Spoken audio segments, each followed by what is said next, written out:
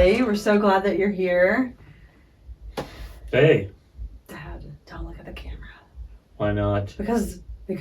Well, it's a podcast. They can't see that I'm looking at it. Well, the ones who are watching it can. True. It's okay. You can do whatever you want. You're a grown man. All right, Dad. Well, before we jump into our topic, let's just kind of chat. Let's check in with each other. How are you doing? What's going on today? It's been a revealing day for me personally. People wouldn't know this, but as we've edited the podcast, we've had to listen to ourselves talk for hours on end, and I have to honestly say that it is for listening to myself is exhausting. So what that's telling me is, if it's exhausting for me, what's it like for other people who've known me my whole life, who've listened to me talk for years, or somebody that I just meet? And it's a learning opportunity to speak more succinctly, to ratchet it back. I call it use less words per square inch, or less words per inch than we do. Minute. Yeah, because it's I don't want it to be like that. I want it to be an experience that people have, that when they walk away they feel better, not more tired, like they have to go take a nap after they've engaged in conversation. Well, yeah, but that's not always the case either. True. It's not 100% that way. We're going to be more critical, and we have literally been listening to hours and hours of ourselves talk, which is really annoying. Mm-hmm. Ugh. Yeah, but it's good because, you can, I not smugly, but I will confidently say, what's it like to be on the other side of a conversation with yourself? And it stops people in their tracks sometimes, but never me. Because of course I think everything I say is golden. So hearing myself talk and having to listen to it has been an eye-opener, a great learning opportunity for me. Mm-hmm. What about you? Yeah, I'm doing good today. Last night it was tough, losing all that footage. Yes, what happened? We had probably edited 20 plus hours worth of film, and we lost it in the ethers. Just the film part. We had the sound, we had the So weird. other stuff. But yeah.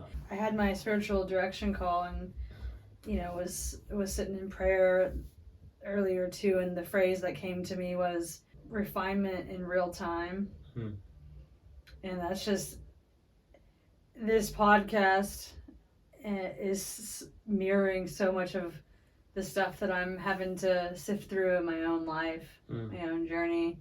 Yeah. And it's very eye-opening, it's very humbling. Yeah. And what I'm learning too is just to keep the persistency of, like, this is hard and it's not always fun. Mm-hmm. But I also believe in my heart that this is something we're meant to be doing right now. I agree with that. So today on episode 4, what we want to do is explore this concept of intergenerational connections and why we believe it's important, and just dive into our own experiences with connecting with older people, younger people, and we'll see where that takes us, what kind of things we can glean from our own experience to maybe offer whoever's listening. When you said that, it made me think of how I grew up, and it made me have a flashback. I hadn't even thought about that in a long time. What happened? I grew up in Alaska. I was born in Alaska when it was a territory. I was born in the 50s. So my parents were missionaries up there. My dad was from LA. My mom was from Trinidad, Colorado. Man, my dad had just gotten out of the army, after World War II. They got married after college, and they were headed up there, and my dad started a church up there in the 50s. So very sparsely populated. But some people came to my dad's church, and he's long gone now, but his name was Enoch and her name was Gertrude, and they were Inuits. And I remember one time in the winter, Enoch and my dad went beaver hunting, and it was so cold that Enoch put me on piggyback, put me underneath his parka. So you went with them? Oh, we went. Him and his grandson went with them. Wow. How old were you? 5. Wow. Something like that. 4. You remember it? Yeah, I remember it. He put me inside of his parka. Wow. But this was a sealskin parka. And we went out 5 miles out in the middle of nowhere and took an axe and broke through the ice to check his beaver traps. But the point of it is we connected in very familial ways, even though they were Inuits and my parents were from California and Colorado. There was this connection. Mm-hmm. And Gertrude actually made me a pair of mucklucks. Wow. Out of sealskin. Man, I wish you still had those. Yeah. It just made me think about the importance of those connections. Enoch was older than my dad, probably by 10 years. Mm-hmm. But I saw my dad connect with people from a very early age, and it somehow kind of landed on me. Yeah. Well, I feel like it doesn't seem like, generally speaking, we have a lot of those same opportunities to connect with varying generations. See, I don't know if I agree with that. Yeah. Because we actually have more opportunities, in my opinion. We just don't take advantage of them and use them. Yeah. Well, maybe it's more of then we don't. I don't think that we have the practice. Maybe that's it. But also in that time period, I feel like where we were in society and culturally, like the task that we had to do to maintain a household, a farm, land, things like that, they're activities that bring people together. It forced, maybe wrong word, but it forced relationships between generations. And I think in the old days, there are more defined roles in the community. There's this disconnect to place. Yeah, places wherever you are at the moment. Mm-hmm. With a cell phone and a laptop. Mm-hmm. It can be anywhere. Yeah, so when we had this mutual responsibility of tending to the land or whatever the task was at hand, it provided opportunities for the young and the old to come together. So what's your point with that about relationships? Well, I think that, again, I think it goes back to just taking the initiative to creating those opportunities. Mm. In a society that's more technologically focused and virtually consumed, how do we plug back into the land, into the scenery around us? So then answer that. 1, we pay attention. We open our eyes and we look at who and what is right in front of us, and we take a step towards that. We joke a lot about the boomer thing and the millennial thing, but those are such oversimplified stereotypes that I've been in the place where I've met a grumpy old man, and mm-hmm. I'm like, geez, freaking boomer. And that has at times prevented me from wanting to connect with boomers in ways where, but like I can reel that in and be like, okay, one person can, oftentimes in any group, one person can easily ruin it for everybody else. Yeah. And so to understand that and to be like, okay, take that with a grain of salt. Being challenged in the way one thinks can cause one to grow. You and I were juxtaposed in some opinions about many things. And my personality is one that I believe I'm right about everything. Boomer. Yeah. Boomer. And I'm a connector, and one of the things I've learned in the last 2 years is not only am I not right, I could be wrong, and I probably am wrong about some things. Mm-hmm.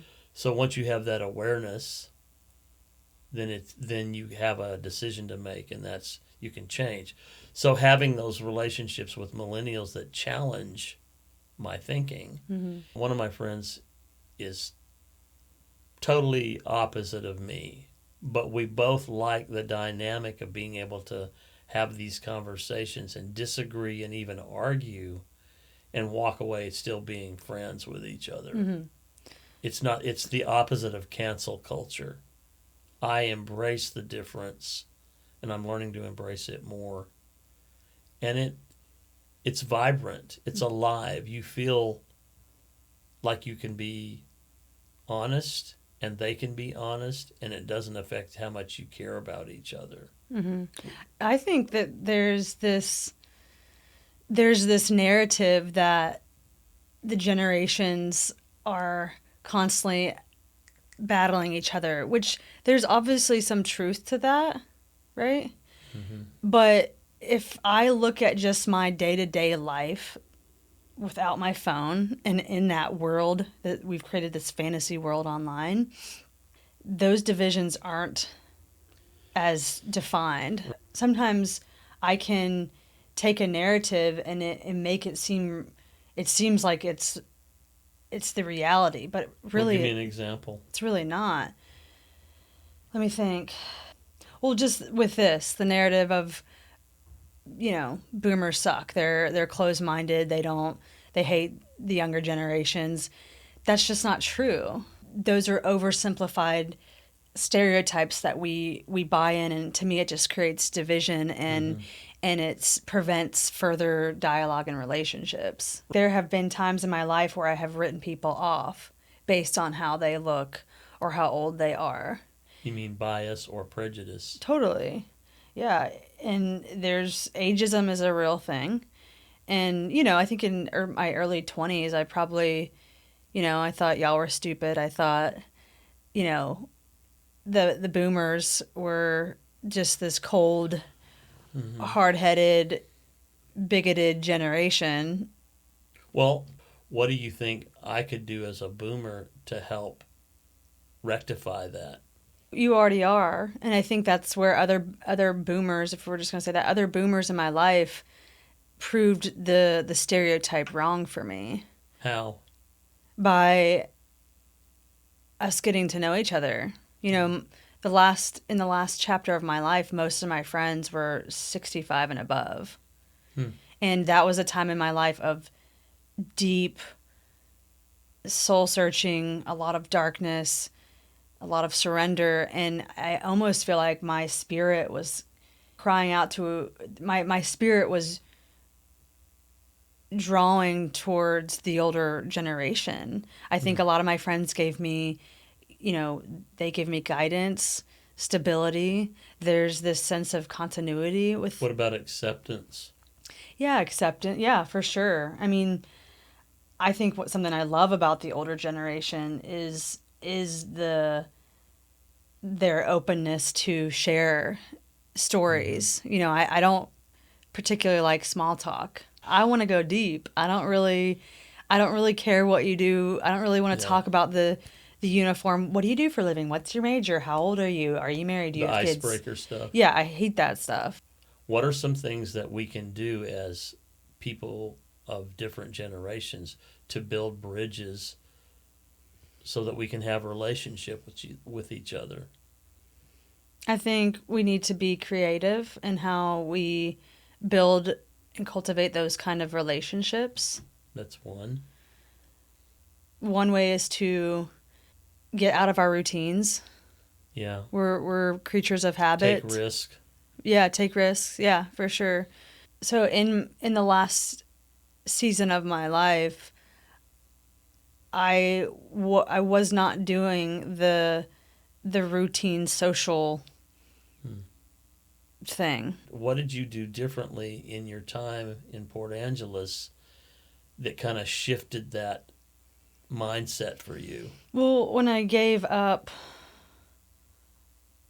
centering my life around the partying, I'll just say that I'll sum that up as partying, I had a lot more time. And I was intentionally looking at the environment around me instead of focusing on the world that we have built in social media. Yeah. I was looking at what was going on right in front of me. In that community, I was the most connected to the people in the land than I have ever been in any community I've lived in. Yeah. So you had to be intentional. Do you think your age, being in your mid-30s now, has changed the way you think about not only millennials, but the generation below you? Yeah. How? Something my best friend and I say a lot is it's not the age, it's the stage of life. And so these different ideas that I've had about people's ages or my own age have sort of like disintegrated, and it's almost created a more of this open space. Do you think that happens just randomly or just in a vacuum, or do you have to be intentional about some of that?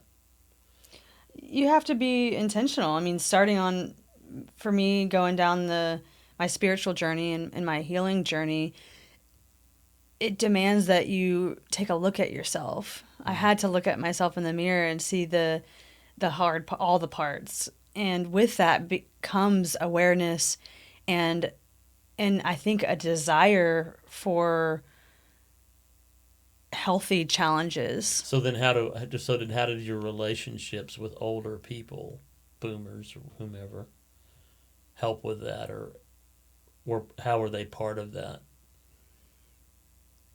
Well, I got super involved in the community, and I volunteered a lot, and typically the people who are running those circles are older people. Mm-hmm. And I felt like they gathered me and took me in. I had the circle of elders who started taking me in, and I went to them too. I almost like fell into their arms, and I feel like that's such in my mind of a grandparent. I feel like they have their arms wide open, and you fall into them. And in some of my darkest moments, it was my older friends who helped pick me up and pull me out of those times. And the thing about that you don't realize as millennials maybe is we value that. Mm-hmm. We value that you need us. Yeah, I'm sure.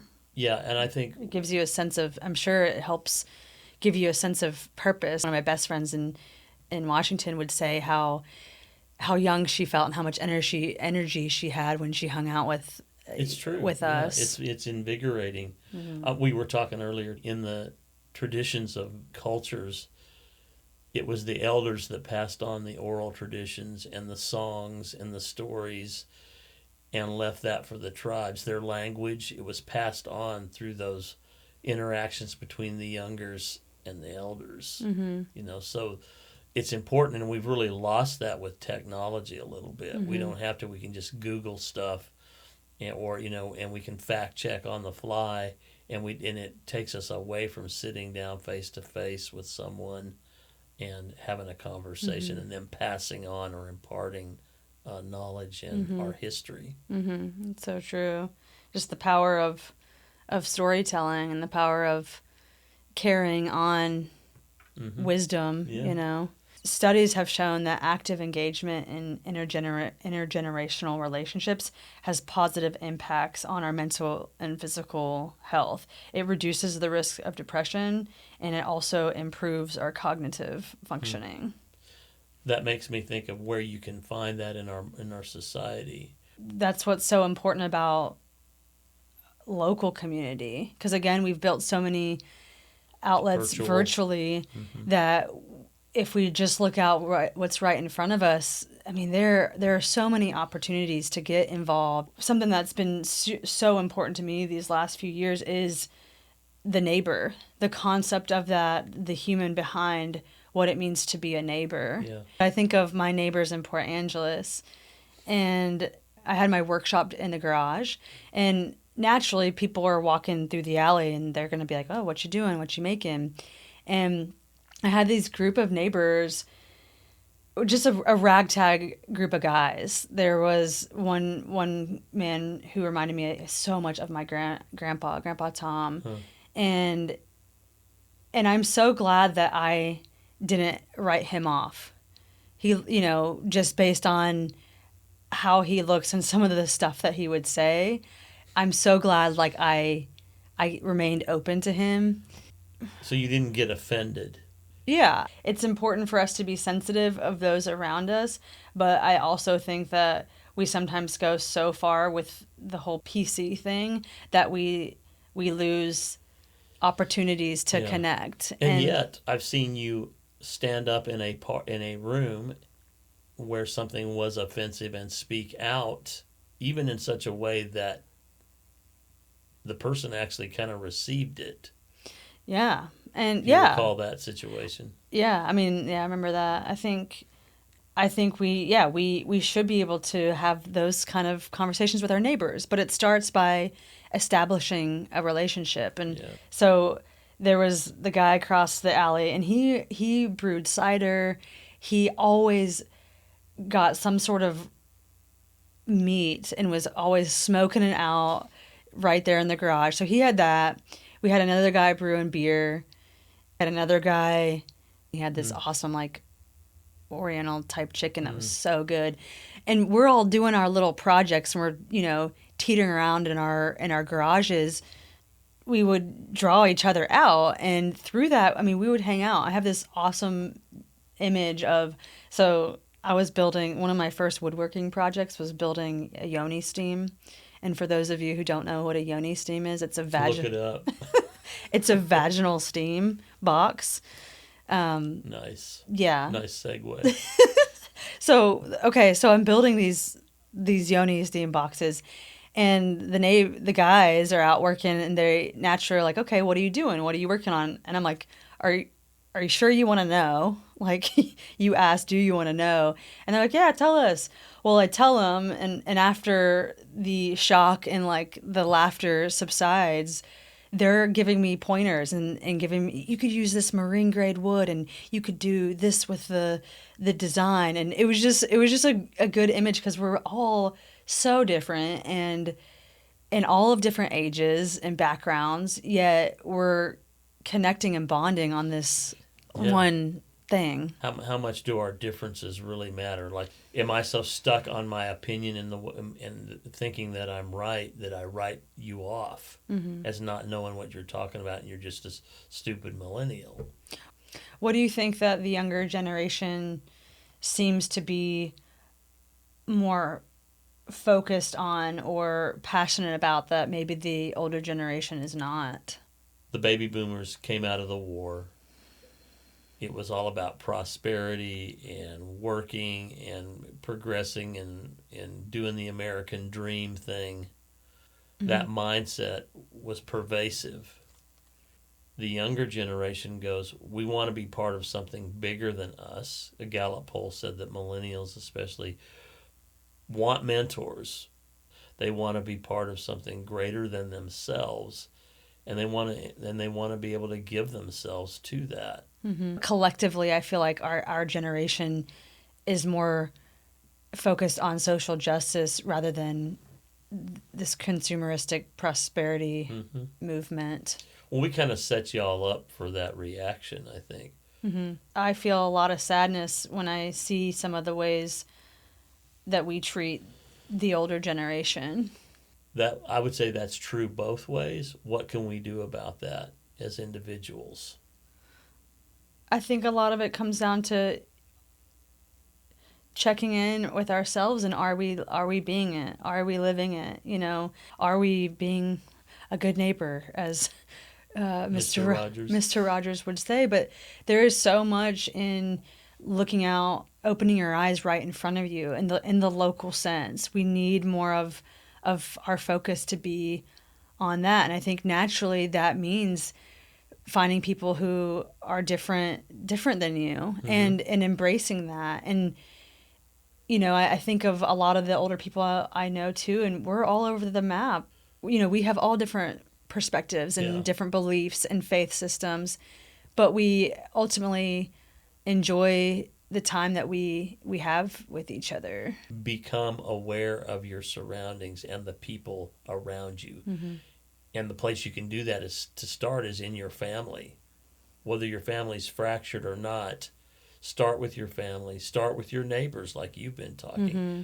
What are some ways that you can get out of your own head, your own orbit, and get out and start looking around you for ways to interact? Yeah, and it doesn't have to be. I think it does not have to be this big, grand appointment. It's simple, and I think something I love about the older generation is y'all tend to be more open to the dialogue and the connection right off the bat. And what I'm imagining is when I fly. I mean, I talk to everybody, but it's typically the people sitting next to me who are older, who we end up sharing each other's life stories, and hugging at the end of the flight and going on our way. But y'all have a gift of conversation that, as we've progressed in our society,